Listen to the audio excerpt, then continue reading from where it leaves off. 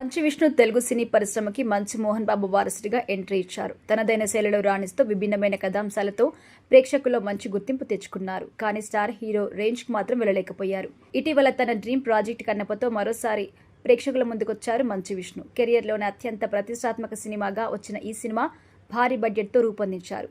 ముఖేష్ కుమార్ సింగ్ దర్శకత్వంలో వచ్చిన ఈ పాన్ ఇండియా మూవీ రీసెంట్గా ప్రేక్షకుల ముందుకొచ్చింది. జూన్ 27న థియేటర్లో రిలీజ్ అయిన ఈ సినిమాలో ప్రభాస్ రుద్ర పాత్రలో కనిపించగా మోహన్ బాబు, అక్షయ్ కుమార్, మోహన్ లాల్, కాజల్ అగర్వాల్ వంటి స్టార్స్ అయితే నటించారు. ఈ సినిమాతో విష్ణు ముగ్గురు పిల్లలు కూడా టాలీవుడ్లోకి ఎంట్రీ ఇచ్చారు. అయితే ఈ సినిమా ఫస్ట్ డే నుంచి మంచి కలెక్షన్స్ రాబట్టినప్పటికీ తర్వాత బాక్స్ ఆఫీస్ వద్ద మిక్స్డ్ టాక్తో నెమ్మదించింది. అయితే ఈ మూవీలో ప్రతి ముకుందంతో రొమాన్స్ సన్నివేశాలు ఉండడంపై విమర్శలు వచ్చాయి. అయితే ఇప్పుడు లేటెస్ట్గా మంచు విష్ణు చేసిన రామాయణం గురించి చేసిన కామెంట్స్ అయితే వైరల్ అవుతున్నాయి. రావణుడి జననం నుంచి మరణం వరకు స్క్రిప్ట్ రెడీగా ఉంది. 2009లో ఈ ఆలోచనతో ముందుకెళ్లాము.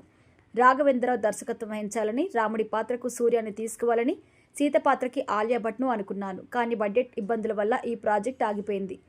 రావణుడిగా నా తండ్రి మోహన్ బాబుని కాకుండా మరొకరిని ఊహించలేను అంటూ కూడా చెప్పారు.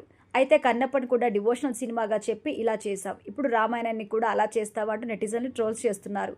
వద్ద బాబోయ్ మీకో దండం అంటూ కామెంట్లు పెడుతున్నారు. మరి విష్ణు వీటిపై ఎలా రియాక్ట్ అవుతారో చూడాలి.